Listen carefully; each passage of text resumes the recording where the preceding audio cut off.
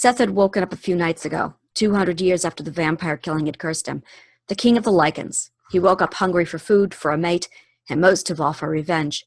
After a couple of large bucks for dinner, Seth had decided it was time to find civilization and figure out where and when he was. He'd been fortunate to come across a hunter who wasn't quite so lucky. He had dispatched the man with one swipe of his claws across the man's throat. Then he'd followed his body to shift back to his human form and put on the dead man's clothes, grateful that they fit his large frame. Seth had made his way through the woods to the closest area populated by humans and stumbled backwards when he saw it.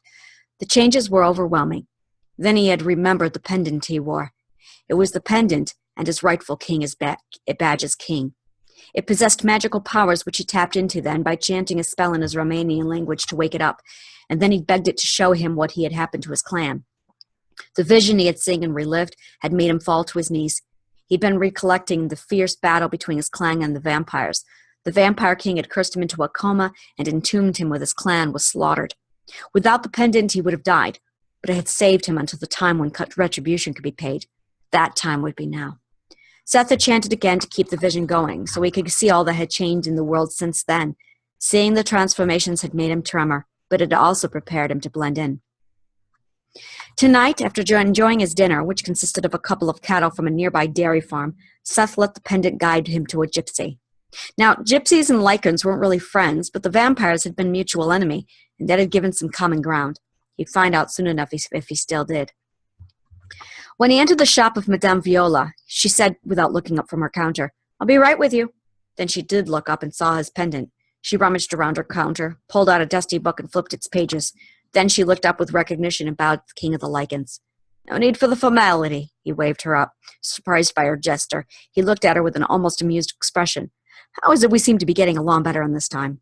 Her lips restated the words, "in this time," but no words actually came out as she looked at him curiously. She took one of his hands in hers and clasped her pendant hanging from her neck with the other. She went back to the book and turned the page, her eyes open wide in recognition and astonishment. "It is you. You are the cursed king of the lichens. The myth of your rebirth has traveled through a gypsy colony for centuries. How may I serve you? I've seen a vision of what has happened to my clan. Is it true? Were they wiped out by the vampire king's army?" The gypsy flipped more pages in her book. "Yes. The vision you had spoke the truth. The lichens were defeated by the vampires. The few surviving clan members dispersed, and that was the last time they were seen or heard from." Seth was deeply troubled by this information. If only he had been able to save his clan. If only he'd avoided the vampire king's curse. "I'll build a new clan," he decided. "A bigger and stronger clan than ever before, and we will rid the world of any remaining vampires." "You'll need your queen to carry out your plans," Madame Viola said while still reading from the book. "The book says to claim her by the blood moon, when she'll be the most susceptible." She looked at the calendar and pointed. "That's not too much time. I suggest you start looking."